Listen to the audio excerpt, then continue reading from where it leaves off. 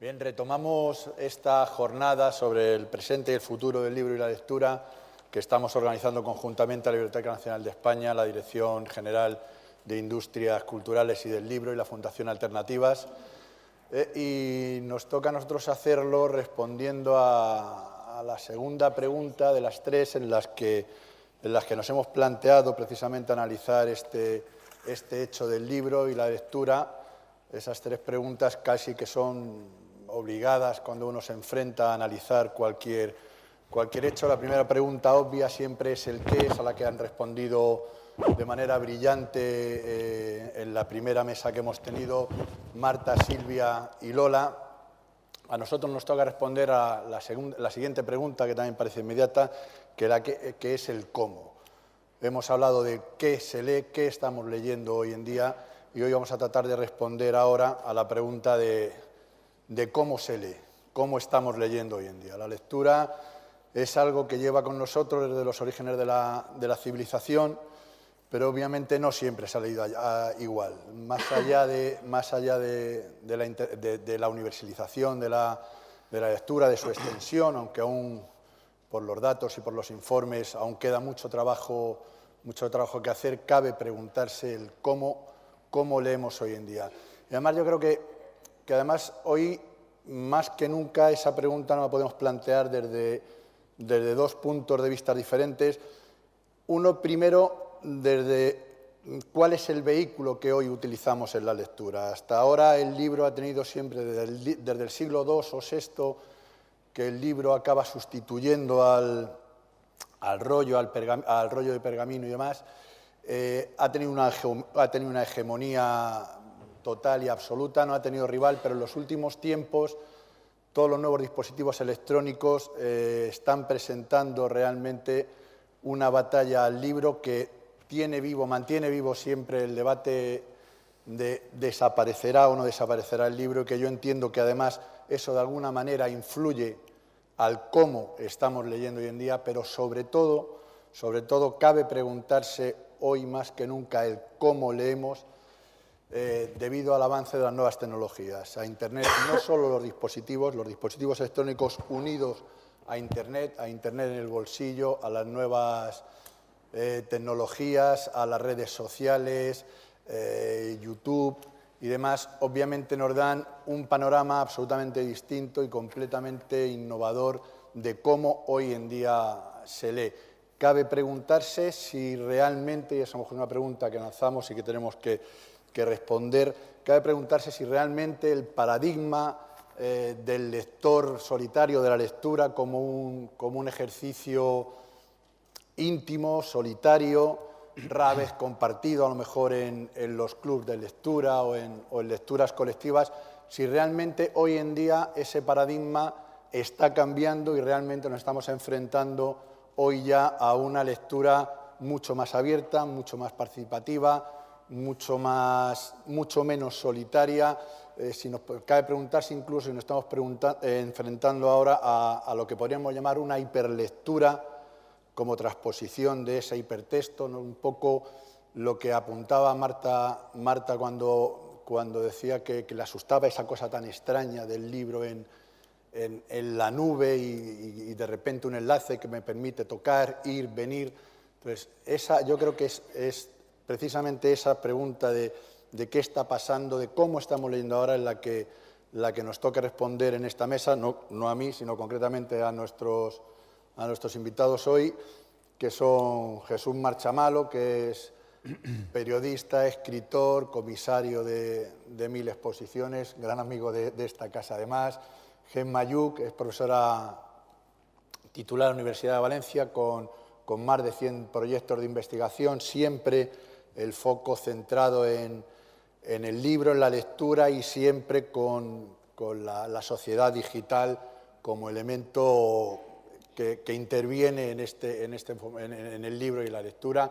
Y a Javier Ruescas, también licenciado en periodismo, escritor de cierta fama ya y youtuber, y por ello probablemente más cercano que, por lo menos que yo, por generación, a estos nuevos modos de lectura. Pues son ellos quienes han de responder a esta pregunta. Lo que sí les voy a pedir a los tres es un esfuerzo que yo sé que es complicado, porque cuando estamos hablando del cómo leemos ahora y estamos, indudablemente vamos a tener que hablar de las redes sociales, vamos a tener que hablar de las nuevas tecnologías, tratar de hacer una foto fija de algo que es tan dinámico, que avanza tanto como las redes sociales, como la tecnología, tratar de hacer una foto fija y centrarnos en lo que hacemos ahora es muy difícil, pero es un esfuerzo que en cierta manera os voy a pedir precisamente para no meternos en el terreno de lo que será la tercera mesa que tengamos esta tarde, la tercera pregunta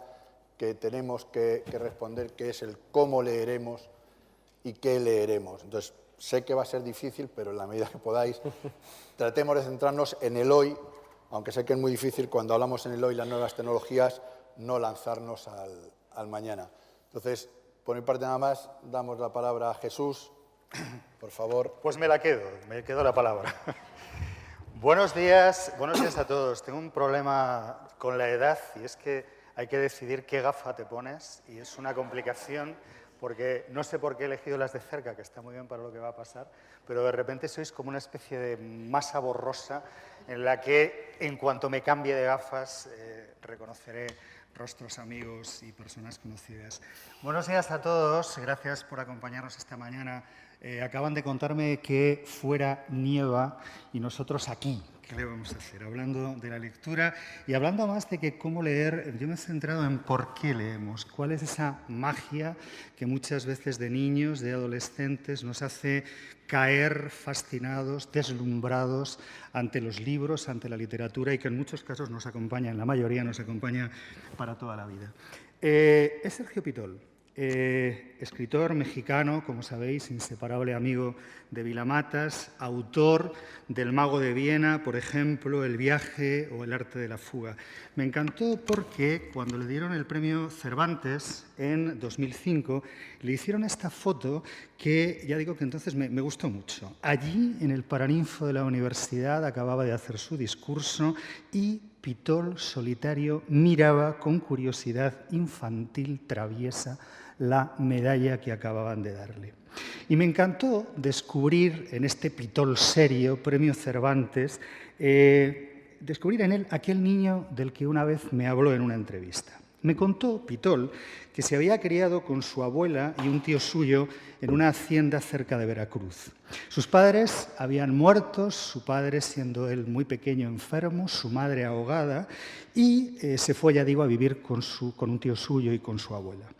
Me habló de que había sido un niño delicado, enclenque, paliducho, tímido, mal deportista, ya sabéis, y me contó cómo durante años había sufrido unas de esas fiebres misteriosas que se daban entonces, palúdicas o lo que fuera, que lo habían mantenido durante meses enfermo, febril, en la cama, alejado de la escuela, me contó, y de los juegos infantiles.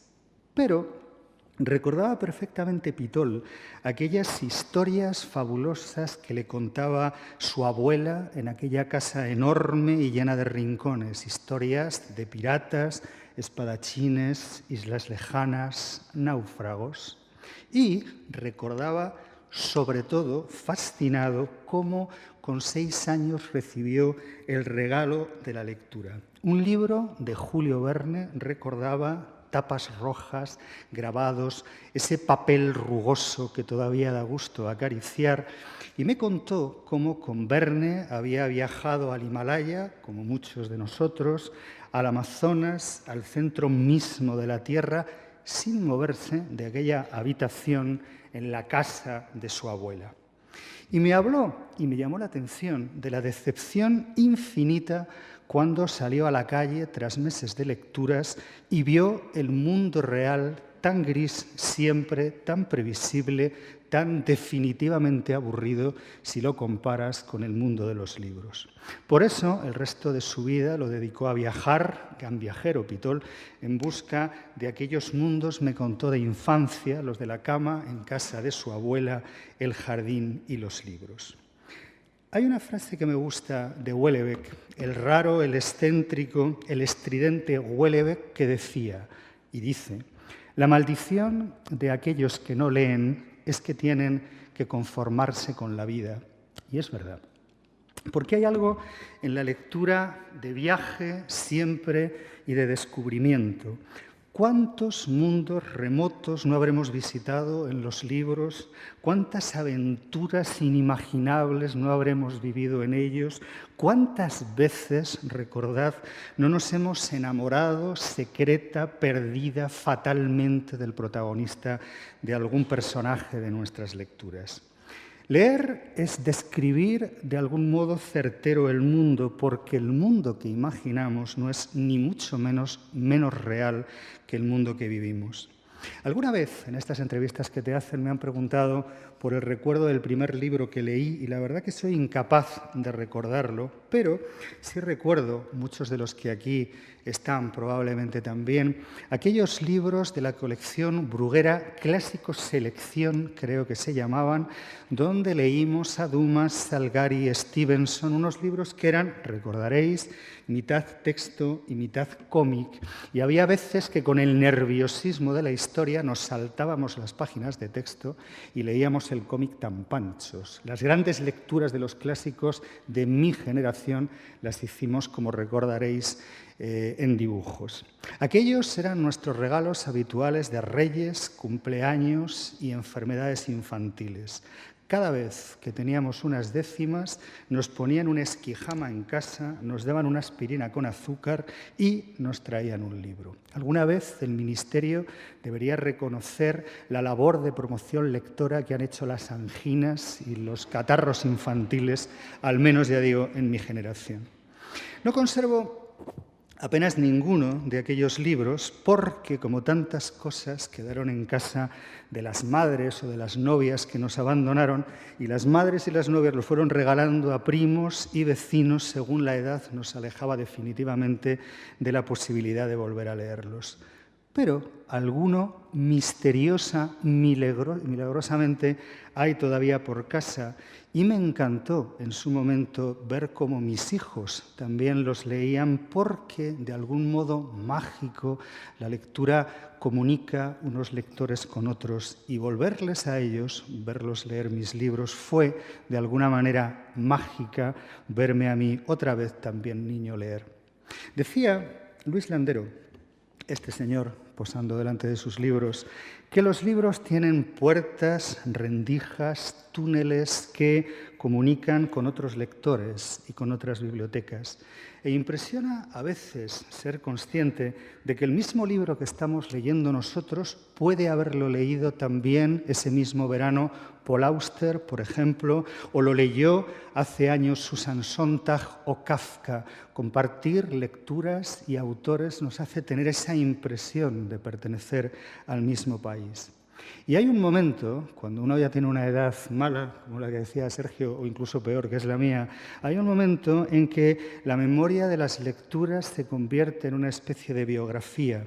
Leímos a los 5, Asterix, Mortadelo, miles de Mortadelos, por cierto, las aventuras de Tintín, aquellos álbumes, recordaréis, de lomo entelado, tapa dura, que leíamos y releíamos y que pasaban de un hermano mayor al hermano pequeño, con los jerseys, que entonces pasaban también de un hermano a otro, los chándal o los pantalones.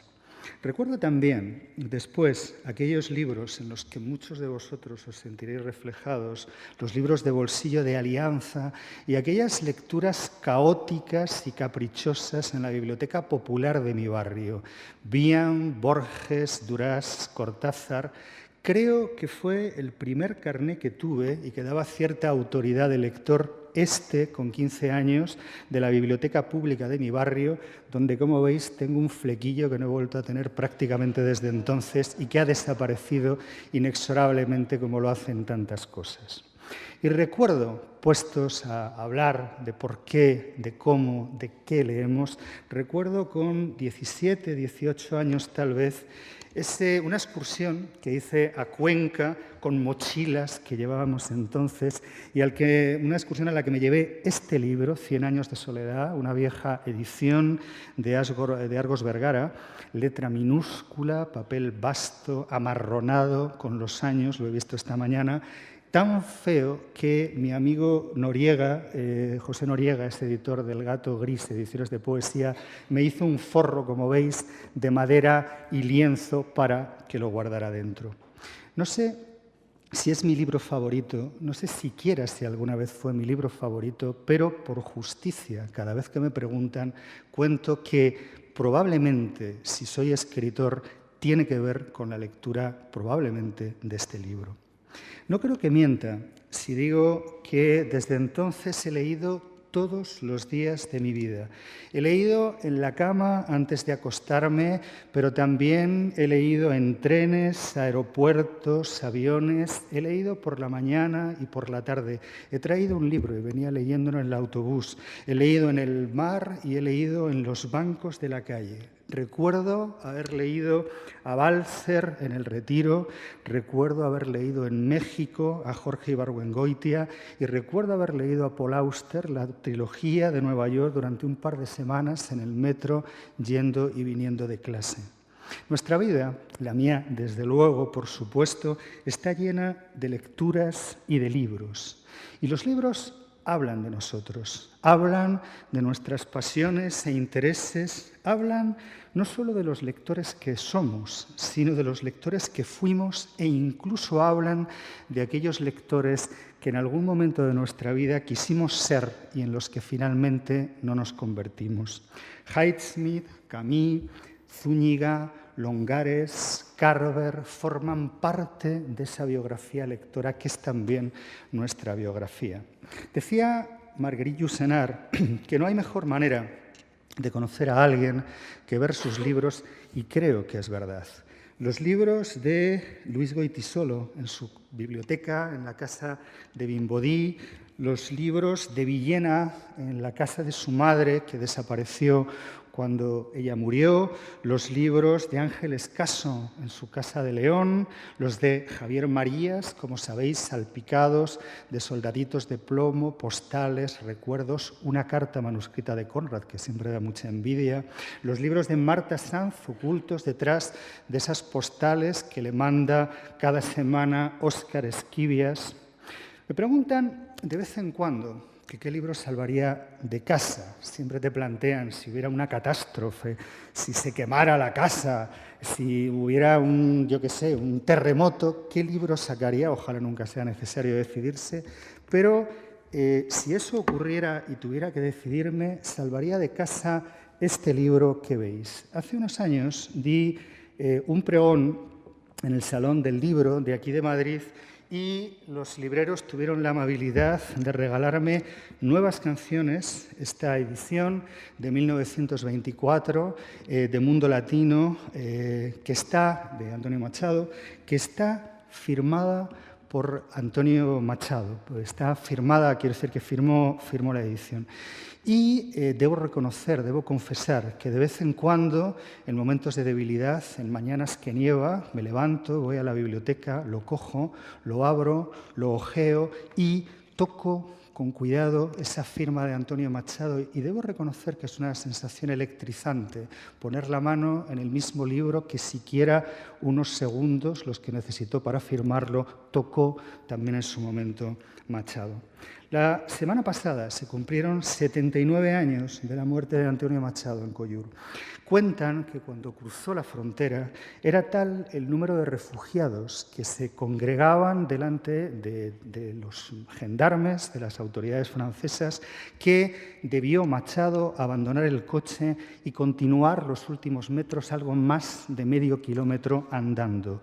Llovía, era de noche y debió abandonar en el maletero de aquel coche que le llevaba a la frontera una pequeña maleta de la que nunca se ha sabido qué ocurrió. En esa maleta estaban sus papeles, unos pocos libros que llevó con él al exilio y que debió, ya digo, abandonar, y unos pocos cuadernos. Los últimos versos que escribió Machado y que su hermano José encontró en el bolsillo del gabán que compartían, decían, como sabéis, con su letra menuda y delicada: estos días azules y este sol de la infancia. Y me encanta que resuenen aquí hoy, esta mañana, y que vuelvan de nuevo, tal vez secretamente, a emocionarnos, porque cuando nos preguntan que por qué leemos, esta es la respuesta. Por esto leemos. Muchas gracias.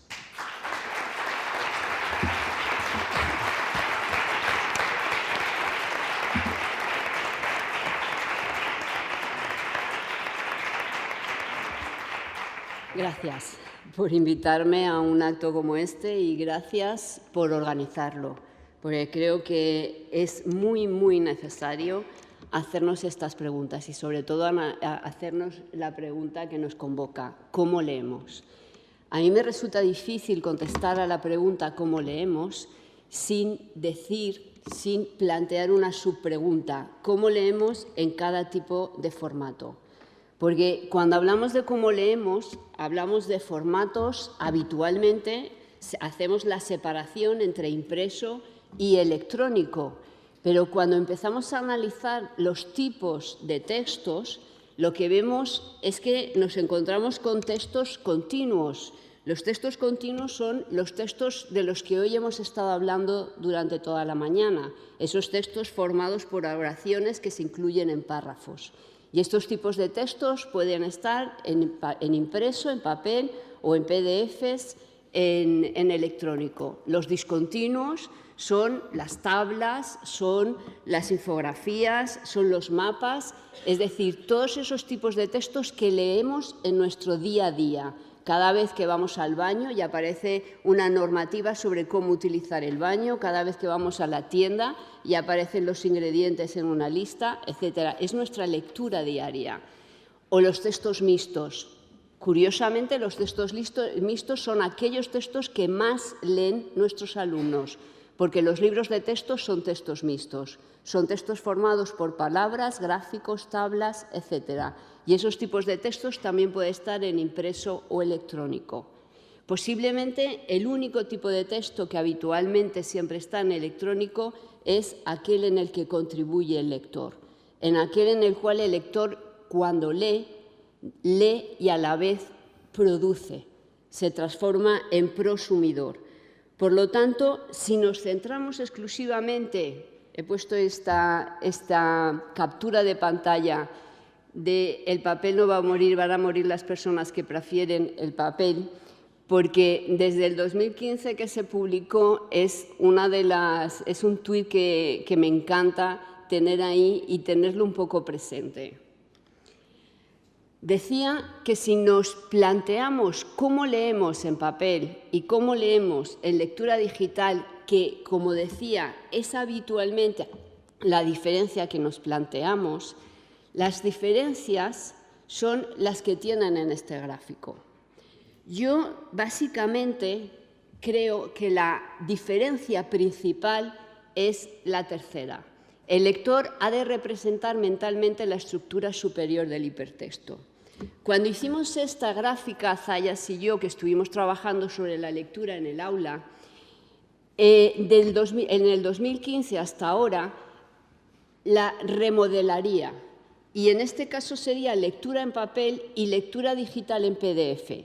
Porque la lectura en papel y la lectura en digital PDF, es decir, aquellos textos como el que yo estoy leyendo aquí en mi iPad, poco se diferencia del texto que mi predecesora tenía en papel, porque básicamente es el mismo tipo de texto, no varía para nada el formato electrónico y tal.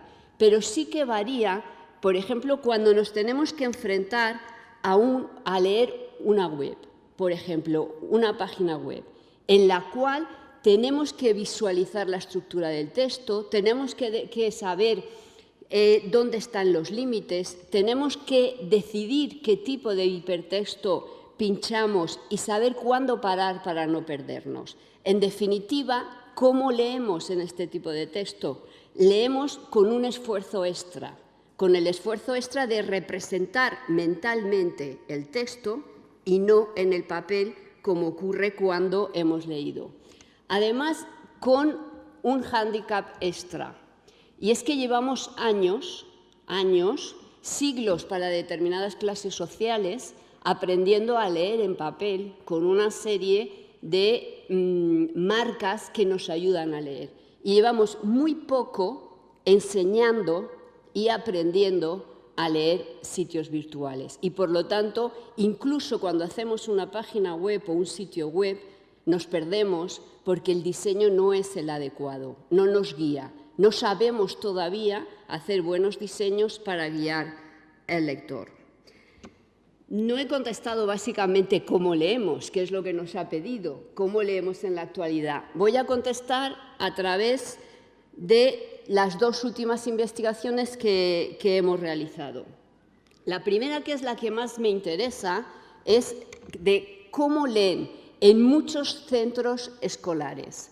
¿Cómo leen? Porque estoy, permítame, hasta las narices de escuchar estupideces en la radio y en algunos textos escritos donde se dice que en las escuelas no se puede leer el Quijote, no se puede leer el Tirant Blanc o no se puede leer los textos clásicos. En la escuela se debe y se lee la literatura clásica. Y hay muchos maestros y docentes que lo están haciendo desde el 2006 y lo están realizando de una manera magnífica. Nosotros analizamos 11 administradores de blog, docentes de colegios públicos de toda España, de más de 50 años, que llevan desde los 2006 haciendo este tipo de prácticas, 6 blogs desde los cuales comunican cómo leen con sus alumnos los textos clásicos y 10 proyectos de lectura. Este análisis que hicimos durante un año nos permite contestar que en los colegios, en estos centros, los chicos, desde primaria a secundaria, leen con herramientas, plataformas y redes sociales que los docentes han sido capaces de transformar en nuevos contextos comunicativos. En nuevos contextos comunicativos donde los docentes de toda España, no solo de su aula, sino que salen del aula, rompen los ladrillos y entre ellos hablan de Garcilaso de la Vega, hablan del amor en la Celestina. Son chicos de 12 años, no son privilegiados, ¿eh? Con esta forma de entender la enseñanza de la lectura de los clásicos, ¿qué es lo que han conseguido? Han construido comunidades lectoras. ¿Cómo leen? Creando comunidades lectoras en sus aulas, como los booktubers han hecho con la gente joven. En sus aulas y entre centros educativos de toda España. ¿Y cómo lo hacen? Lo hacen desde la diversidad textual. Poemas, relatos, teatro, pero también textos escritos por ellos. Desde la diversidad literaria, porque leen La Celestina, leen Ramón Llull, pero también leen textos de Javier Ruescas. Desde la diversidad cultural, es decir, leen la tradición propia y la tradición universal. Y desde la tradición lingüística, la diversidad lingüística, porque son sitios donde se lee en catalán, en castellano, en euskera y en gallego, compartido y sin conflictos. Esta forma de enseñar a leer los clásicos tiene un punto fuerte, que es una de las conclusiones de nuestro estudio, y es la transmedialidad. ¿Qué significa? Significa que los docentes son guías y que los chicos son los que hacen aumentar estas comunidades de lectura, en wikis, en YouTube, etc. Pero además nos llevamos la sorpresa leyendo los comentarios que alumnos que habían estudiado con estos profesores 6 años antes decían: ostras, estáis continuando leyendo La Celestina, a mí me encantó, he vuelto a leerla ahora y qué alegría de que continuéis leyendo de esta manera. El otro ejemplo sería el de los booktubers, pero Javier hablará sobre cómo leen los adolescentes o los adolescentes que ellos trabajan. Nosotros analizamos a 15 administradores de blogs y booktubers, entre ellos Javier, Sebas, etc. Y aquí solo traigo un dato. ¿Cómo leen en su tiempo libre? Leen en papel. ¿Y por qué leen en papel? Todos, los 15, dijeron. Por lo que tienen ahí. Paso tantas horas pegados al ordenador que si leyera en digital no sabría diferenciar la lectura cuando investigo o cuando escribo por otra cosa. Es una forma de separar y de dejar cada cosa en su sitio. Quisiera acabar, porque luego hablaremos entre nosotros, con 2 cuestiones. Yo creo que desde la lectura se habla demasiado desde la percepción desde la experiencia propia y no desde los datos, también la culpa es de la universidad, porque la investigación sobre lectura se ha empezado desde hace muy poquito, desde el 2012 o así que hemos empezado a trabajar. Pero las consecuencias de hablar de transformar la percepción o la experiencia propia sobre cómo leemos en un dato y generalizarlo es grave. Es grave porque nos da un mapa que no es real. Y voy a poner un ejemplo. Imagino que la mayoría conocen el Plan Nacional de Lectura de Portugal, que se llevó a cabo en el 2006-2011, que es uno de los mejores planes que se ha llevado a cabo. Uno de los actores principales eran los maestros en este plan. Se hizo un grupo de investigación de la universidad, como los maestros y la escuela era uno de los escenarios principales del plan, hicieron una investigación sobre la percepción que tenían los maestros sobre los resultados del plan. La percepción que tenían los maestros era que el plan había tenido un impacto en las prácticas de los estudiantes, pero en el interés que tenían sobre la lectura, pero no en cómo leían. Curiosamente, se analizaron los resultados PISA posteriores al plan de lectura y Portugal había mejorado muchísimo los resultados PISA. Por lo tanto, ese plan de lectura no había sido percibido como una mejora en cómo leer los chicos, pero PISA demostraba, los datos demostraban que sí que había mejorado la comprensión lectora. Y el segundo, ya se ha dicho antes, la segunda consideración que quería, yo creo que es ya el momento de redefinir el término lectura. Lo han comentado antes. Molly Flatt, en el 2017, el año pasado, es la editora asociada de Future Books, reclama esta necesidad de inventar nuevos verbos para aquello que siempre llamamos leer.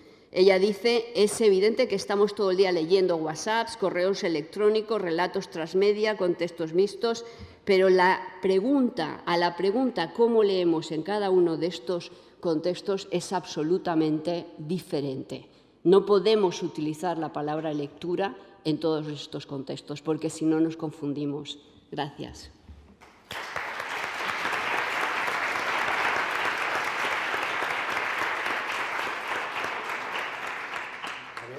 Sí, hola, ¿qué tal? Buenas tardes. Yo, como no tengo PowerPoint, voy a hablar con vosotros desde aquí. En primer lugar, muchas gracias por la invitación. Es un placer estar aquí con todos vosotros y con estos magníficos ponentes que conozco ya desde que era un niño. Hace 12 años. Era un niño yo casi cuando nos conocimos. Y llevamos desde entonces hablando sobre la lectura, sobre los lectores, sobre cómo se lee, cómo se leía entonces, que ahora es el futuro de entonces, ¿no? Y estamos hablando ahora de nuestro presente. Y yo me he dado cuenta de que tampoco han cambiado tantas cosas. Como ha dicho antes Gemma, cuando hicimos este trabajo con ella, cuando nos preguntaba que cómo leíamos, yo le decía que en papel, y es verdad. Yo siempre prefiero leer en papel, prefiero coger el libro y llevármelo a todas partes. Y cuando es un libro largo, pues me llevo la mochila y ahí voy con mi mochila a todas partes porque no me cabe en el bolsillo, aunque compro abrigos con bolsillos grandes, porque así me cabe el libro, o sea, es la verdad. Pero el digital hace mucho tiempo que intento no utilizarlo, por lo que también se ha mencionado en la mesa anterior, de que me cansa mucho leer, que parece que estoy leyendo el mismo texto constantemente. Y también porque, de esto hablaré un poco más tarde, pero para mí, mi biblioteca, mi librería, que ha ido pasando de mi habitación en la casa de mis padres al piso que alquilé en su momento, a la habitación en la que estuve alquilado otro tiempo, o sea que la mayoría de los libros han estado en cajas mucho tiempo porque no tenía tantas estanterías, me define. Esos libros que yo he leído con 11 años, con 15, con 18, con 25, incluso con 29, hace un año, me dicen quién soy. Y a los jóvenes les pasa lo mismo. Cuando estos jóvenes que me siguen a través de las redes sociales o que veo que comentan en el canal de YouTube o en Twitter, hablan de sus libros, hablan con orgullo de ellos y hablan como hablan de los pósters que tienen de sus películas favoritas, de las fotos que muestran a sus amigos en las vacaciones, de los discos, de los pocos discos que les queden por ahí, pero que guardan con cariño. Y les dicen quiénes son. Y poder dejar un libro a alguien yo creo que es algo impresionante, ya sea a algún familiar o a un amigo, el miedo ese a que no te lo devuelvan o a que te lo devuelvan estropeado. Ese libro tiene historia, es un objeto. Un archivo digital es más difícil que tenga esa historia, esa memoria, aunque a veces pues obviamente es necesario, ¿no? Yo soy escritor, pero ante todo soy lector.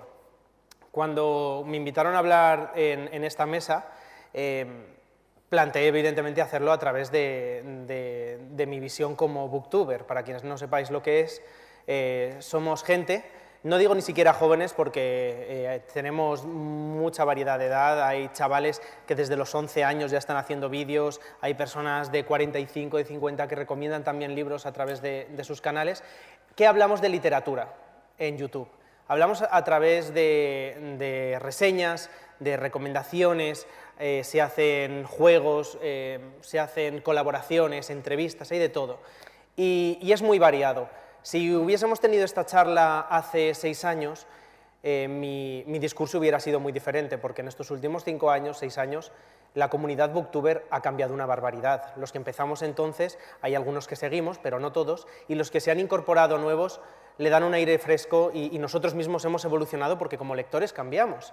Entonces, para mí, hablar de booktube ya no es hablar de chicos jóvenes a los que ven chavales jóvenes, adolescentes, para hablar de literatura juvenil exclusivamente y sobre todo de las grandes sagas que tanto nos han marcado los que hemos crecido con ellas, como pueden ser Harry Potter o Cazadores de Sombra o incluso Crepúsculo, esos libros, sino que se habla de todo. Entonces también se hablaba de todo, pero mucho menos, pero ahora es una barbaridad lo que ha cambiado.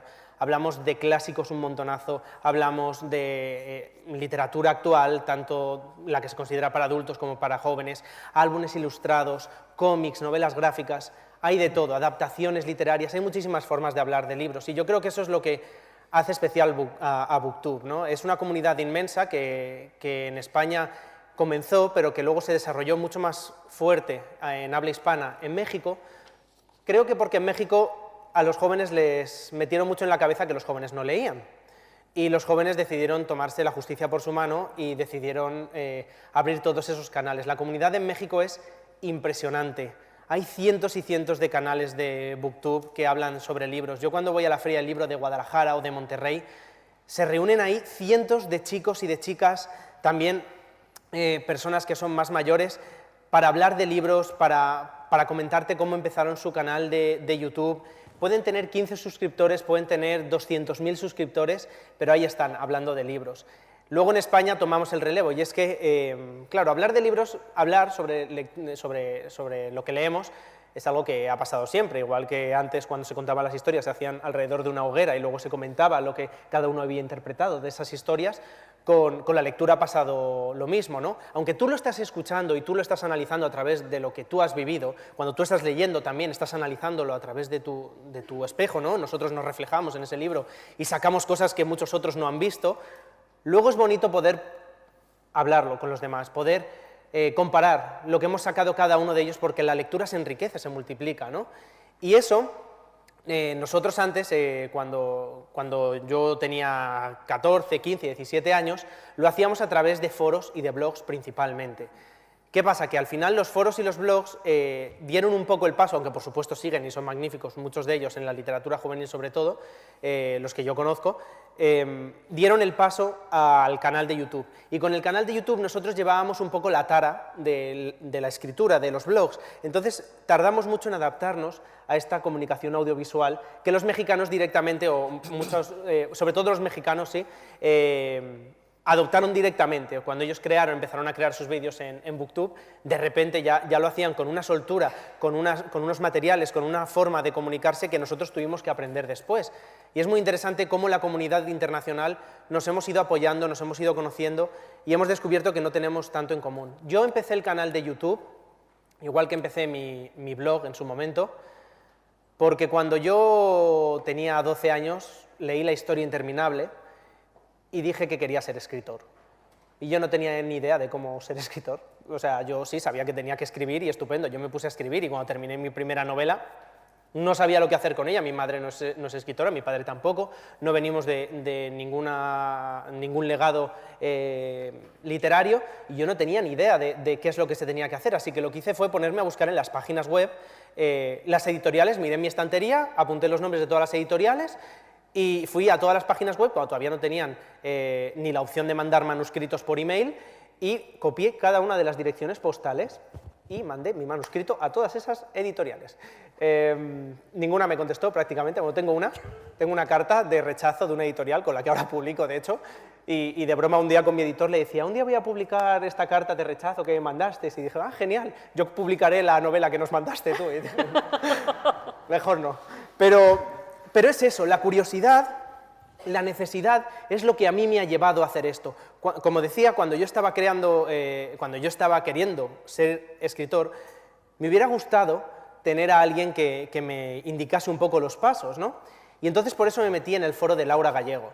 En ese foro, que ahora mismo está cerrado, crecimos muchísimos de los lectores de mi generación en España. Nos conocimos, hicimos comunidades, creamos proyectos impresionantes, el Templo de las Mil Puertas, que es una revista de literatura juvenil, foros de otras cosas, y ahí nos reunimos y seguimos siendo amigos, y seguimos siendo una comunidad muy fuerte de editores, de escritores, de personas que trabajan en marketing, en editoriales, de periodistas. Es impresionante que después de tantos años, ya no digo ni 10, hablo de casi 15 años, seguimos ahí. Yo mi primera novela la empecé en ese foro. Y después de tanto tiempo me di cuenta de que cuando yo empecé a publicar, la gente me preguntaba a mí, porque ya estaban las redes sociales, ya se podía hablar, ya podíamos conectar directamente con nuestros lectores, y estos lectores, que a lo mejor tenían 13 años, 14, y se habían leído mi novela, me preguntaban que cómo era ser escritor. Y tenía tantos emails de tanta gente que me preguntaba qué es lo que leía o qué es lo que había que hacer para ser escritor, que decidí abrir un blog y más tarde el canal de YouTube. En mi canal de YouTube, sobre todo, al principio, hablaba sobre cómo ser escritor con lo poco que yo sabía, porque eso también es lo bonito del arte, que no dejas de aprender, no dejas de admirar todo lo que ha pasado y lo que está pasando ahora.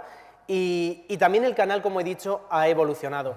Para mí el canal de YouTube, igual que todas estas comunidades que se crean a través de las redes sociales, el valor principal que tiene es que aúna lectores. Es como poner un faro en el que muchísimos lectores se encuentran. Yo soy un lector que cuando tenía 12 años o 13 años, yo no sé si a algunos de ustedes les ha pasado, pero yo no tenía tantos amigos que leyesen, de hecho tenía muy pocos. Y era muy frustrante, porque yo cuando leía lo que quería era después comentarlo con alguien, como he dicho antes.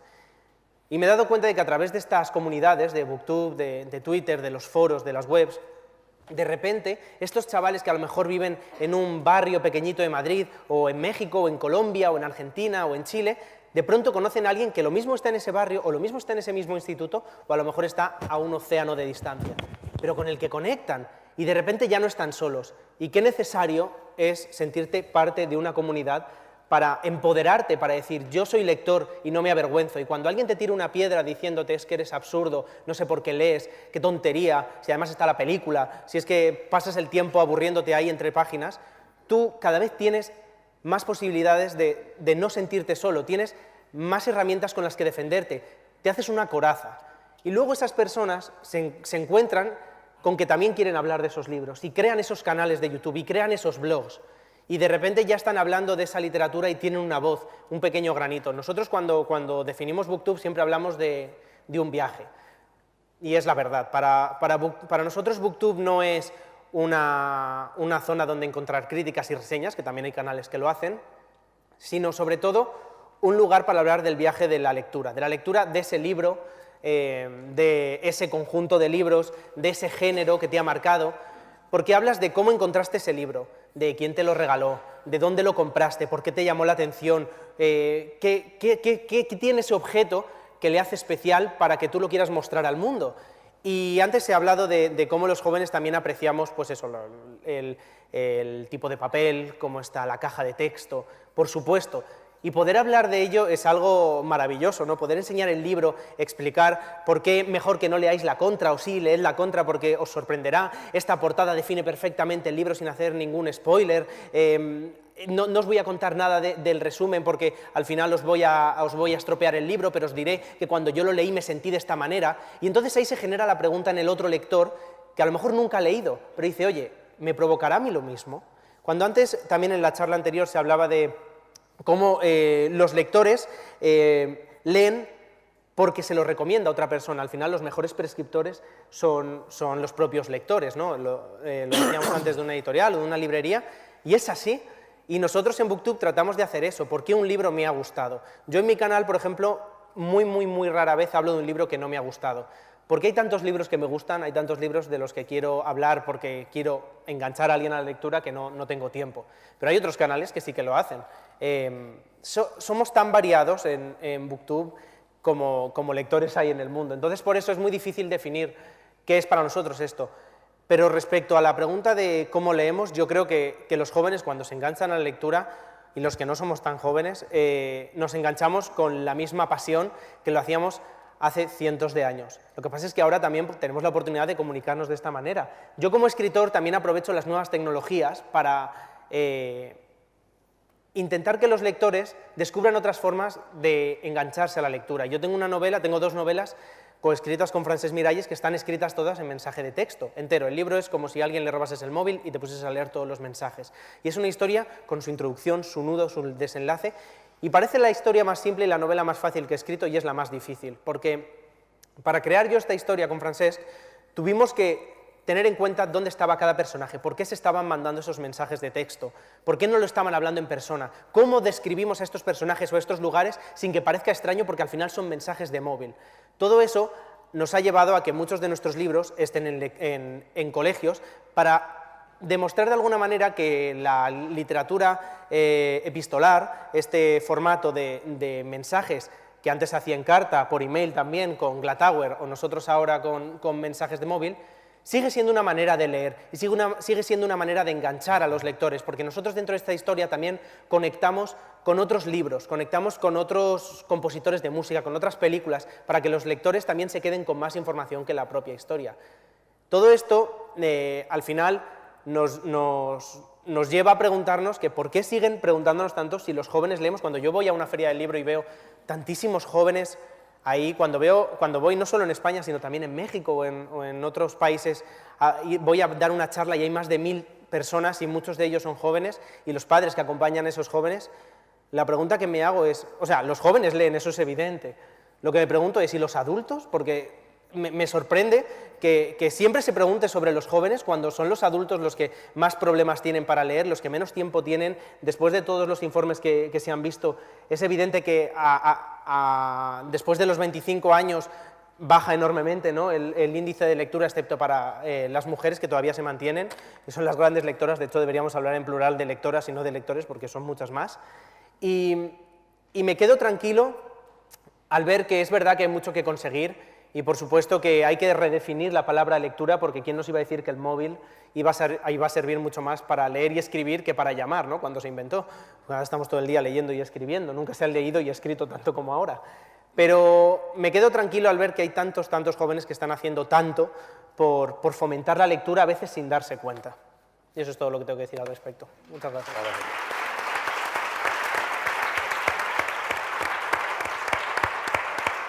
Emma, ¿querías decirnos algo?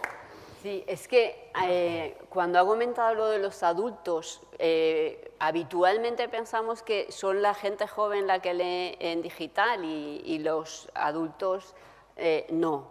En la investigación que os estaba comentando, los 11, a diferencia de ellos, que todos leían en papel en su tiempo libre, los docentes entre 50 y 63 años leían mayoritariamente en pantalla, porque leían un montón de informes, leían un montón de artículos, pero también leían por eBiblio, etc. Es decir, ahí tenemos ya una percepción que no funciona en estos dos contextos.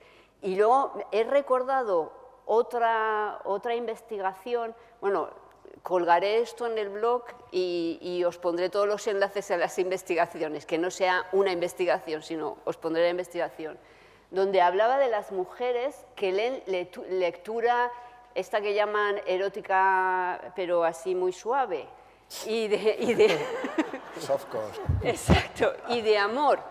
Entonces comentaba, justamente salió el artículo en un periódico de economía, donde decía que eran las que más leían, las que más dinero se gastaban y además las más avanzadas, si entendemos leer en digital como avanzado, las más avanzadas porque eran las que pedían los formatos más innovadores.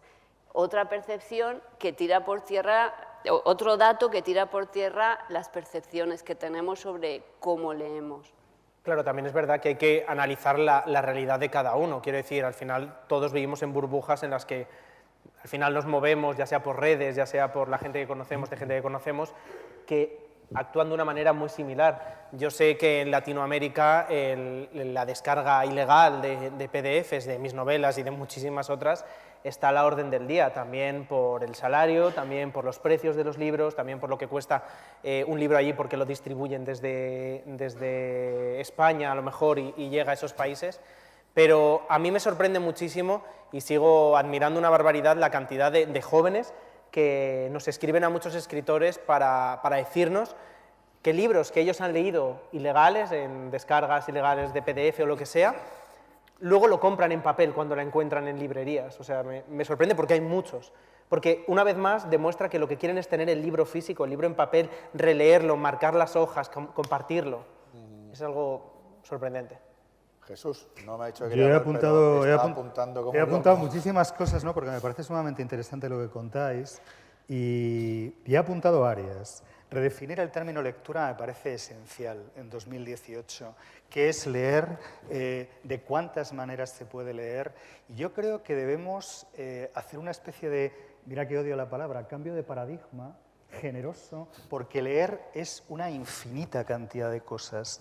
Yo que soy de Malasaña, de un tipo de ciudad, alucinaba cuando iba a ver a mis tíos al pueblo porque eran capaces de leer en las nubes, en la manera de moverse el viento o las espigas, eran capaces de interpretar ese lenguaje, de leerlo y de decirte mañana va a llover, pasado no sé qué, llega la primavera, va a venir un... Yo qué sé. El mundo está lleno de lectura y creo que a estas alturas es ridículo restringir la lectura al hecho del libro en papel.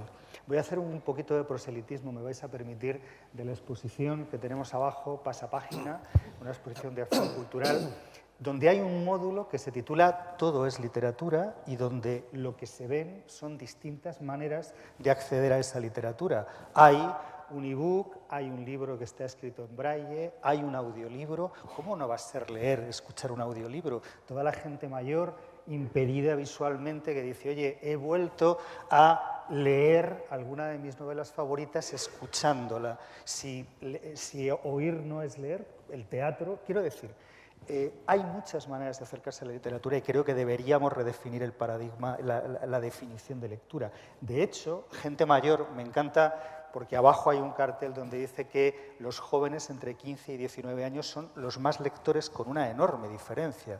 La gente joven lee infinitamente más que sus padres, que sus profesores, que los adultos, y es una realidad que no tiene discusión. Pero digo que la gente adulta leemos de miles de maneras. Yo tengo móvil, sé manejar un ordenador, sé manejar hasta la lavadora de casa, que es algo, como sabéis, que los chicos nos plantea siempre una serie de dificultades incomprensibles. Quiero decir que mi generación, que nació con la máquina de escribir Olivetti y con los teléfonos Heraldo, ha hecho una reconversión tecnológica sin ningún problema. Pero es que mi madre, que tenía 95 años, sabía manejar la televisión y el vídeo cuando le interesaba, de modo que ya digo que creo que leemos de una manera muy plural. Hay veces que leemos en un móvil, en una pantalla o en un libro. Me gusta lo que decía Javier. No han cambiado tantas cosas. Yo creo que hace 11 años que nos vimos en un congreso del libro electrónico y si yo recuerdo las conclusiones de aquel congreso y la realidad, soy de esa misma impresión. Creo que tampoco han cambiado las cosas, que seguimos leyendo los lectores, a veces en libro, a veces en una tableta, a veces en un móvil, y que eso cada vez es más positivo y cada vez está más normalizado. Yo creo que no ha cambiado básicamente la manera que tenemos de leer. Me encanta esa referencia que haces a las bibliotecas y los libros que te acompañan a lo largo de toda tu vida. Todos tenemos libros en casa que llevan más tiempo con nosotros que nuestras mujeres, que nuestros hijos, por supuesto, libros que nos han acompañado toda la vida, que han sobrevivido a tragedias domésticas, a mudanzas de todo tipo, porque yo creo que con la lectura, con los libros, pero con la lectura, con los autores, se crea una vinculación emocional que te acompaña toda la vida. Y Me encanta lo de sentirse acompañado con la lectura, porque es un problema, cuando hablaba de Pitol, hablaba de esos niños enclenques que siempre hemos sido, ¿no? Yo recuerdo en mi colegio, mientras todos los demás se daban patadas brutalmente jugando al fútbol, yo leía en un rincón. Esa figura del niño solitario que lee, enfermizo, tirillas, a la que se refiere Pitol, la verdad que ha dejado de existir. Creo que es importante que los lectores cobremos conciencia de que formamos parte, tú hablabas de una comunidad, me gusta la palabra, pero que formamos parte de un país. Llevar un libro encima es llevar un pasaporte. Puedes hablar con cualquiera que haya leído el mismo libro porque tienes esa sensación de haber visitado el mismo país, de haber estado en la misma ciudad. Y creo que es muy importante, efectivamente, que la gente joven cobre conciencia por la mera historia, el mero impedimento de que al final, como decía, yo creo que era Valéry Larbaud, el vicio solitario, ¿no? El vicio sin castigo, ¿no? Por esa necesidad que tiene la lectura de soledad, ¿no? Que sepamos que hay más gente que hace lo mismo y que nadie es un bicho raro, efectivamente, por leer. Yo no creo que a estas alturas nadie lo piense, ¿no? Y yo recuerdo que cuando hablo de la biblioteca, parte de lo que nos gustaba de la biblioteca era, bueno, la pátina de aspiración cultural que tenía. Un carnet de biblioteca era una cosa, eras un tipo culto y tal, ¿no? Y con flequillo, recordáis. Pero que digo que lo que gusta de las librerías, lo que gusta de las bibliotecas es el contacto con otros lectores. Hablar, comentar, cambiar opiniones, referirte al mismo libro y extraer conclusiones distintas o visiones distintas cada uno. Y desde luego, a mí me parece estupendo que las nuevas tecnologías faciliten el contacto entre lectores y el contacto entre gente que lee y quiere comentarlo con otra gente. Bueno, antes de pasar a que el público pueda hacer algunas preguntas y demás, entonces, yo lanzo una pregunta para que me digáis vuestra opinión. ¿Podemos concluir entonces que realmente no hay un nuevo modo de leer, que las nuevas tecnologías no han traído un nuevo modo de leer, que la lectura sigue siendo la lectura de siempre, que da igual el soporte sobre el que leamos, que la lectura sigue siendo la misma? Jesús, yo creo que se ha manifestado en ese sentido, pero no sé si Gemma está de acuerdo. No, no estoy de acuerdo. Qué bien, que tengamos en cuenta. Vamos a montar un... Es sano no estar de acuerdo y además poder hablarlo. Yo creo que no estoy de acuerdo por lo que he comentado anteriormente. Yo creo que la lectura en web, del estilo que yo he comentado ahí, no un texto literario, exige unas competencias muy, muy específicas en los lectores. Creo que esas competencias específicas en los lectores solo los tienen determinados chicos. Y determinados chicos que o bien tienen estos tipos de maestros a los que nosotros hemos analizado, o tienen unos padres en casa que les eligen determinadas aplicaciones de lectura, aplicaciones que valen dinero y que habitualmente están en entornos como Apple porque es donde la gente se gasta el dinero, porque las aplicaciones que hay en todos los entornos no sirven para nada, solo sirven para distraer la atención. Últimamente estamos leyendo cantidad de artículos de personas que han trabajado en Facebook, en Google, etcétera, que están diciendo que no dejan que sus niños estén en la pantalla hasta una cierta edad, o que hay un control estricto sobre aquello que leen o que no leen. Que leen o que no leen, no que juegan o que no juegan. Entonces yo creo que hay una brecha muy grande, una brecha digital muy grande entre clases sociales, y que las personas, que la lectura que ahora requieren los medios, vuelvo a repetir, requiere unas competencias. Vamos a ver qué ocurre, porque PISA, sabéis que cada cierto tiempo repite una prueba y renueva su marco teórico. En el 2018 se renueva el marco teórico de PISA, mide la competencia de nuestros chicos en pantalla, sobre textos expositivos mayoritariamente, cuando nosotros siempre estamos haciendo campañas de lectura de texto creativo y no sobre texto expositivo, que es el que necesitamos. Mira si han cambiado las cosas pensando en la cantidad de periódicos que han cerrado.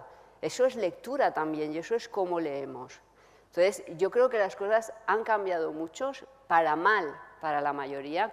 Disculpadme, pero siempre dice que soy pesimista, yo creo que soy analista de datos. Y para muy bien, para unos pocos. Sí, bueno, en mi caso yo creo que si hablamos de textos narrativos es diferente a todo lo que está diciendo Gemma. Cuando hablamos de textos narrativos, cuando hablamos de estas novelas actuales o clásicos, no ha cambiado. Ha cambiado la manera en la que nos podemos o nos interesamos por acercarnos a ellos, en cuanto a que, claro, no es lo mismo leer a Dickens cuando él estaba publicando esas historias, cuando se estaban publicando por primera vez, porque entonces lo leían por moda. Si todo el mundo estaba leyendo a Dickens, ¿cómo no íbamos a hablar de Dickens? ¿Cómo no lo iba a leer yo? Pero cuando yo ahora quiero acercarme a un texto de Jane Austen y se lo quiero sobre todo acercar a alguien que tiene 16 años y que incluso a lo mejor ha visto la película o ni siquiera, no le apetece porque, yo qué sé, es demasiado viejo este libro. Hay muchas formas de hacerlo, eso sí que ha cambiado, o debería haber cambiado, para bien, sobre todo para fomentar esa lectura, ese interés por los libros. Yo ahora estoy trabajando con SM haciendo análisis de lecturas clásicas y no clásicas, pero que sí que están en el currículum de los estudiantes de la ESO, y lo que yo hago es acercar esas novelas con un lenguaje directo, relacionándolo con detalles que ellos reconocen de su presente, de su realidad, porque al final si yo les hablo de Orgullo y Prejuicio sin explicarles por qué es tan sorprendente que esa mujer escribiese esa novela en esa época, esa voz tan feminista cuando estaba completamente controlada por los hombres, etcétera, ellos a lo mejor no se dan cuenta de por qué tiene ese valor tan impresionante el libro. Si yo les doy directamente Orgullo y Prejuicio, a lo mejor se aburren, porque después del primer baile están hartos de escuchar hablar a los personajes. Dicen, pero es que me da igual, es que ni siquiera pillo los insultos que se están soltando. Entonces, el acompañar a los lectores es lo que va a crear ese fomento por los clásicos. Yo no tuve muchos profesores que compartieron conmigo esa pasión por los clásicos, y yo tardé mucho en leer esos clásicos. Y ahora que lo he hecho, gracias también a amigos que sí que saben acompañarme de la mano en esos libros, es una locura. Yo ahora cuando hago un vídeo sobre Orgullo y Prejuicio en el canal, tiene cientos de miles de visitas. Y lo sorprendente es que muchos comentarios son o qué ganas de leerlo, o qué bien que lo hayas leído y que te haya gustado, y además el análisis que hago lo hago con una amiga y es una conversación. Y madre mía, este personaje, qué locura, es que te lo imaginas ahora. Ese es el tipo de lenguaje que nosotros vamos a hacer que los lectores les podamos llevar de la mano a esos libros y se queden con ellos. Y cuando luego vean referencias en series, en películas, en canciones actuales, lo reconozcan y así les empoderas, ¿no? Yo veo fundamental leer esos clásicos. Igual no es en el momento exacto en el que las escuelas nos los imponen, que en esos momentos es fundamental conocerlos y saber quién los ha escrito y por qué se han escrito y por qué cambiaron la literatura, pero igual leerlos en ese momento pueden hacer que muchos lectores se alejen si no saben cómo acompañar esa lectura. Como decía antes Gemma, hay muchos profesores que sí que lo hacen a través de blogs, lo hacen a través de juegos, incluso utilizan cómics, que lo mencionabas antes tú. Yo también he leído esos libros con los cómics entre medias porque los tenía mi abuela de mi padre, y esos libros al final es verdad que leías los cachos de cómic, porque encima es que eran hojas como muy amarillas, yo no distinguía casi la letra del amarillo que estaba, pero eso ayuda mucho, y hay muchas editoriales que también están apostando por eso, por acercar esos clásicos en formato de cómic.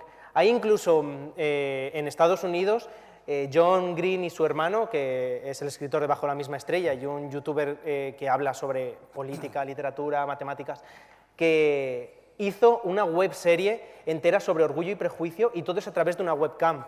Y es una chica que se llama Lizzie y cuenta su vida, pero en la actualidad, y te está contando Orgullo y Prejuicio. Y van pasando por delante de la webcam todos los personajes.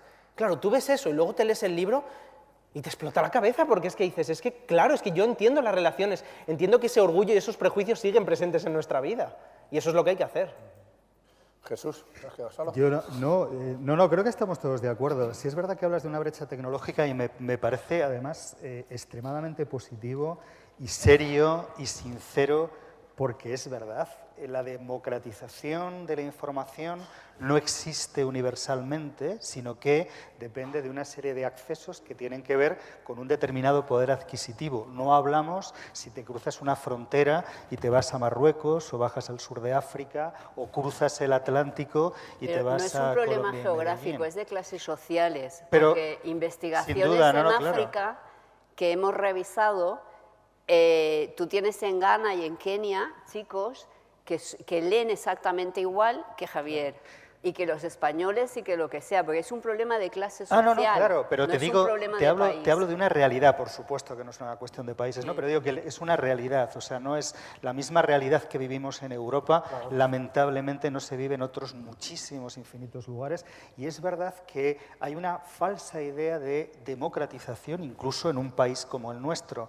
Siempre hemos pensado que Internet nos abría todo el mundo y que igualaba culturalmente a distintas clases sociales y a habitantes de ciudades grandes y lugares pequeños, y por supuesto eso no es universalmente así, y me parece fantástico que lo menciones porque me da la impresión de que esa brecha cada vez va a ser más grande y que cada vez va a ser más amplia y que cada vez el acceso a la información gratuita va a provocar el nacimiento de una élite cultural con un acceso diferente. Yo hablaba de la narración, hablaba de los libros narrativos. Creo que hubo una, confirmadme o disentid, pero creo que hubo un falso planteamiento de lucha entre la tecnología y el libro en papel. Hubo unos años donde tenías que situarte, o eras un decimonónico, un antiguaya, un hombre antiguo, renacentista, o un troglodita, o eras un chico moderno con tus saladares afeitados y la bicicleta, y entonces tenías el libro electrónico. Se planteó una lucha que yo nunca he comprendido. Es decir, yo jamás he preguntado a nadie que me ha comentado un libro, he leído a Héctor Abad Faciolince, es fantástico. Jamás le he preguntado en qué lo ha leído.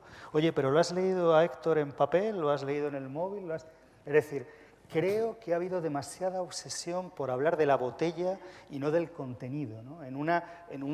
¿Cómo se llama esto? En un congreso de enología nadie hace una defensa ardorosa del tipo de corcho, del tipo de botella, sino que se habla de vino. Y creo que muchas veces, hablando de literatura, hemos hablado de las botellas, de dónde lo lees y tal. Yo de verdad creo, mi generación no tiene ningún problema, pero mi hijo el pequeño, que es un nativo digital, jamás ha tenido ningún problema. Hay cosas que lee en el iPad de su madre, que por cierto, tragedia cósmica, se ha roto esta mañana porque se le ha caído el Nesquik y ha sido el fin del mundo. Está toda la pantalla rajada y el mundo es una fatalidad. Pero digo que mi hijo, el pequeño, nunca ha tenido problema en leer unas cosas en un soporte y leer otras cosas en otro soporte. Él tiene sus libros, tiene su biblioteca, hay cosas que lee de una manera y cosas que lee de otra, ¿no? Por eso digo que yo creo que no han cambiado las cosas mucho desde aquel congreso donde hablábamos del libro electrónico y donde creo que se apuntó un futuro que no ha ocurrido en muchos de los aspectos que veíamos, ¿no? Yo creo que el enemigo de la lectura, si es que tiene algún enemigo en este momento, es la cantidad de accesos a todo tipo de, ¿cómo se llama esto?, de ocio, de posibilidades de ocio que plantea el móvil. Es decir, yo no creo que haya una batalla libro electrónico, libro en papel. La batalla es entre la lectura y mandar mensajes, ver fotografías, ver películas, entrar en una red y trabajar, por supuesto, mandar. Quiero decirte que creo que ha habido una batalla un poco artificiosa y que al final hablamos de textos narrativos, donde lo leas carece de importancia, ¿no? Desde luego, para mí, yo leo tranquilamente en diversos soportes y sí que me gusta el papel. Totalmente de acuerdo. Yo he apuntado 3 ideas para ir más rápido.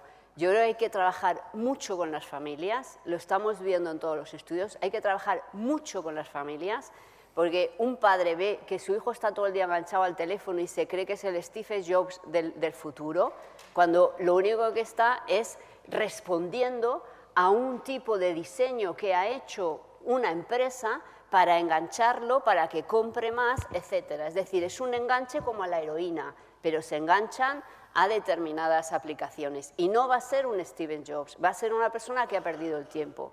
El otro día compartí en Twitter un fragmento es un comentarista político que venía de Sudáfrica, ahora no me acuerdo del nombre, pero saldrá en mi Twitter. Y el tío comentaba que él vivió en Sudáfrica y decía que durante un año, como él era pobre, no podía dedicarse a irse un año por el mundo y tener un año para dedicarse a pensar que quería estudiar, y se dedicó a los trapicheos. Pero bueno. Sí, es que me encanta. Es que el libro es muy bueno. El libro es buenísimo, Prohibido lo recomiendo. nacer. Exacto, sí. Es una pasada el tío, ¿eh?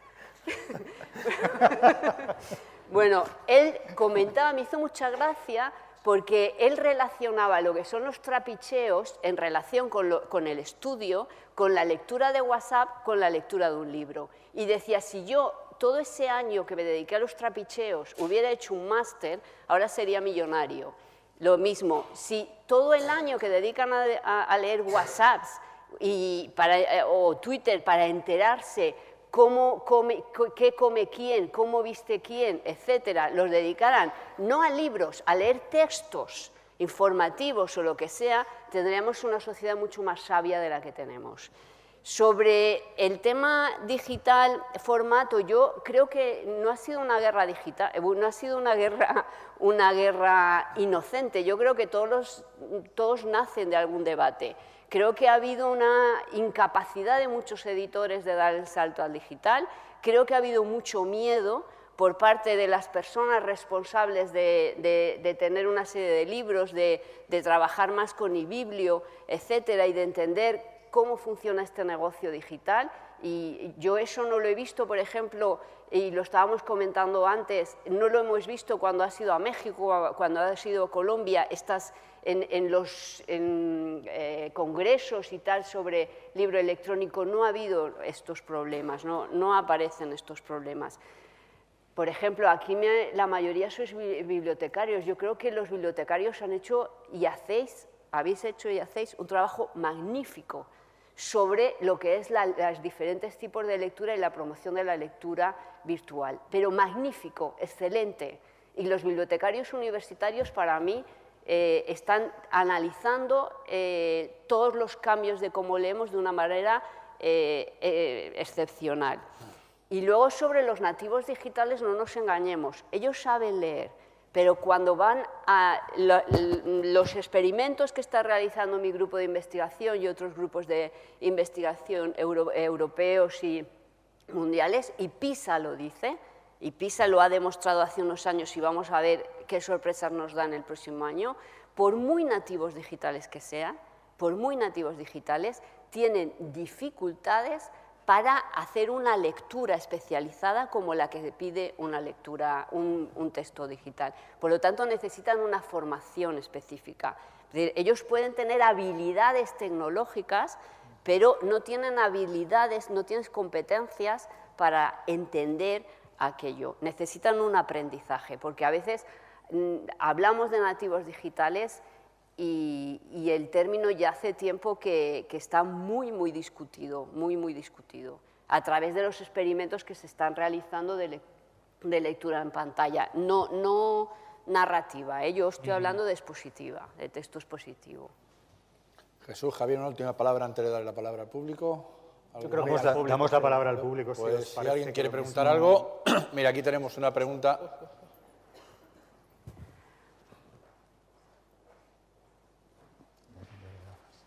No, era la señora, creo. Hola, buenos días. Felicitaros por la exposición que habéis hecho, que me ha parecido fantástica. Yo os quiero preguntar acerca de cómo publicar a aquellas personas que ahora tienen la posibilidad de publicar por primera vez un libro. ¿Cuáles son los recursos y cómo actuar a nivel de estrategia? Porque ahora creo que es más fácil publicar, pero la dificultad con la que se pueden encontrar las personas es la competencia, con lo cual entiendo que hay que buscar un valor diferencial para que se publique, entre otras cosas. Bueno, es que depende del texto, del autor, de la editorial con la que se vaya a trabajar. No es lo mismo un autor que va a publicar poesía que un autor que va a publicar literatura, literatura juvenil o una novela de adultos o un álbum ilustrado, claro. Yo no soy de los que dice para ser escritor o para trabajar en cualquier tipo de arte debes tener un perfil en Twitter y en Facebook y en Instagram porque si no eres invisible. Yo no lo creo. Yo pienso que la editorial todavía tiene mucho que decir al respecto y tiene que hacer mucha fuerza para que ese libro se posicione y se lea. Hay autores que no tienen ningún tipo de red social y se venden por miles. A mí me ayuda, pero también porque yo he nacido con eso. Yo he crecido, más que nacer, he crecido con ello. Las redes sociales para mí han sido herramientas naturales de conversación con mis amigos, de exposición de mi vida, de lo que sea. Entonces, las he profesionalizado de alguna manera, sí, y ahí me he apoyado yo con mis libros. A muchos autores también les va a ayudar eso, claro, es una manera de conectar con otras personas, de conectar a un nivel diferente al que va a conectar con otros lectores cuando le lean, simplemente pues, por su forma de ser, su forma de hablar, sus temas comunes, etc. A partir de ahí ya puede interesarle sus libros o no, es una manera. A mí me preocupa mucho más que a un autor cuando se le publica por primera vez, nadie le da un curso de cómo responder entrevistas, cómo presentar un libro, cómo firmar, cómo tratar con los lectores, nadie nos dice nada. O sea, o vienes con tu talento de actor de casa, o ponte tú a dar charlas a niños de 16 años en un colegio. Yo agradecería una charla así, o sea, de verdad, yo siempre lo digo a las editoriales, qué bien vendría, para empezar, oye, ¿a los de Operación Triunfo no les dan clase de cómo responder entrevistas cuando están en la academia? Pues eso es lo mismo. A mí me presentan a un periodista con mi primer libro y yo me hago un lío en la cabeza, no sé exactamente cuál es el punto más importante, qué es lo más comercial que debo decir para que mi libro se venda, porque al final, cuando yo estoy haciendo esas entrevistas, lo que quiero es que mi libro se venda. Más allá de que la razón por la que yo he escrito ese libro sean otras, cuando yo he escrito un libro y una editorial lo ha publicado, ambas partes estamos interesados en vender. ¿Por qué no se hace eso? O sea, esas son las competencias que a mí me parecen más importantes. Y escúchame, te voy a decir una cosa. Creo que esto viene de lejos. Creo que esto debería estar en el colegio, en el instituto y en la universidad. Si yo no hubiera aprendido a hablar en público delante de mis compañeros de clase, lo habría tenido muy difícil en el instituto y lo habría tenido muy difícil en la universidad. Ya no digo para conseguir un trabajo, ya no digo para vender una cosa que ni siquiera la gente tiene una razón para estar ahí, porque al menos en clase tenía a mis compañeros que por narices tenían que estar en clase. Pero cuando no tienen que estar, ¿por qué se van a quedar?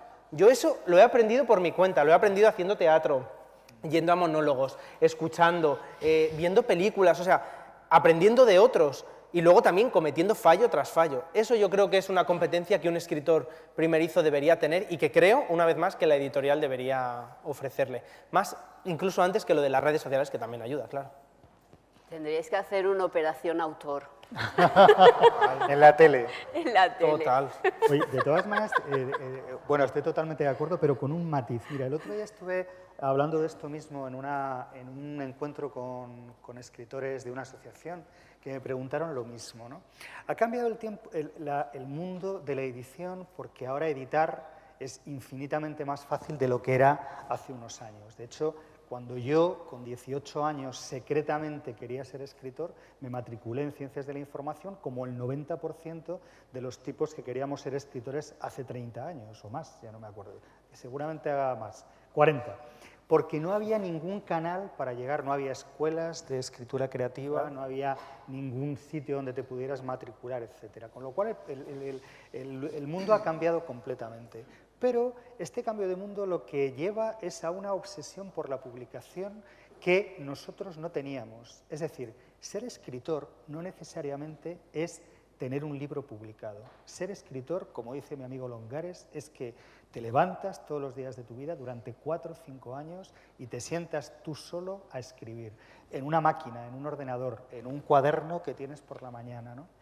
Y lo que sí es verdad es que la tecnología ha permitido a mucha gente vivir la ficción no de ser un escritor, sino de ser un escritor de éxito. Y te lo matizo. Hace poco alguien me dijo, oye, he sacado un libro hace 2 meses, joder, y es que no ha pasado nada. Y le decía yo, digo, mira, yo he sacado 15 libros y no ha pasado nada. O sea, nada. Lo normal es que nadie te llame para hacer una entrevista. Lo normal es que los culturales no se ocupen ni de lejos de tu libro. Lo normal es que nadie te invite a presentarlo en una librería.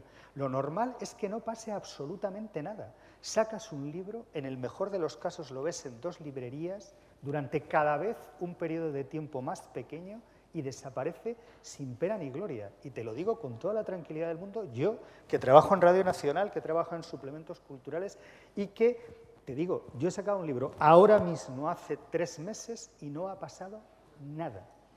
Y Te contaba dos cosas, fíjate. Jesús Carrasco, autor de Intemperie, es un tipo de mi edad que ha publicado 2 libros en su vida. Estuvo los, creo que 30 primeros años de su vida rompiendo novelas. Me lo comentó, decía, yo hacía una novela, estaba 3 años, pero como no me gustaba la rompía. Y rompía la siguiente, y rompía. Y Cartarescu, el escritor rumano que os recomiendo leer si tenéis oportunidad, es fantástico, en uno de sus libros cuenta algo que a mí me llamó mucho la atención. Y decía, he soñado ayer que moría el último lector. Y yo me levantaba por la mañana y seguía escribiendo. Creo que hay 2 tipos de escritores. Es el escritor Cartarescu, que no es que tengas una indiferencia por los lectores, pero que no trabajas porque haya lectores, ni porque te lo vayan a publicar, ni porque lo vaya, sino que trabajas porque eres escritor y lo escribes, y luego hay otra parte que es publicarlo, etcétera, y gente muy obsesionada cada vez más con el hecho de publicar. Con el hecho de publicar y vivir esa vida de éxito. Presentar en la Feria del Libro en una librería, firmar. Mira, yo he visto, bueno, no he visto, no pongo de ejemplo, yo he estado una tarde entera en la Feria del Libro, en junio del año pasado, y he firmado 5 libros, 6 libros. Pero es que he visto delante de mí a gente a la que admiro profundamente que ha firmado 7 libros. Y digo, si menganito de tal, da igual quién, ha firmado 7, pues si yo he firmado 3, vamos, dándome con un canto en los... Esa es la realidad. Pero ya digo que muchas veces yo creo que la tecnología y tal permite vivir esa ficción de ser un escritor de éxito, cuando escritores de éxito hay 16. Los números son muy falsos muchas veces. Bueno. Vivimos rodeados de números falsos. Yo estoy muy rodeado de amigos escritores y editores y a veces me pregunto, ¿pero estos números son reales? Y me dicen, no, pero es que... Claro. Bueno, es que, claro, 10.000 libros vendidos. No. 10.000 libros colocados. Esto significa que están en librerías. Ya veremos cuántos se devuelven. Pero este tipo de información es con la que los alimentamos luego a otros escritores que quieren publicar. Yo, cuando me preguntan sobre escribir, lo tengo muy claro. Yo escribo para mí y nadie lee nada hasta que mi libro está escrito y está terminado y es mío. Ahora, una vez lo entrego, ya pertenece a otras personas y ahí empieza otro tipo de marketing. Pero yo cuando estoy escribiendo es que me tiene que salir del alma, me tiene que salir de muy dentro, porque ¿quién se está tantas horas solo escribiendo si no es por una pasión así? Es que no es viable, es que te mueres antes de la desesperación. Antes Silvia Sesé me ha hecho gracia y me encanta lo que decía porque es verdad, hablaba de las grandes cifras y hablaba de los escritores medianos, ¿no? Decía, esos escritores medianos, ¿no? que venden en torno a 10.000 ejemplares. Yo no he vendido 10.000 ejemplares en mi vida, pero sumando todos los libros que he vendido de todos mis libros. Bueno, a lo mejor si sumo todos, sí. Pero quiero decirte que una venta normal, una tirada normal de un libro en este país no supera los 2.000 ejemplares y no vende más de, te digo, 800 ejemplares. O sea, vender 800 ejemplares es un éxito. Imagínate de lo que estamos hablando.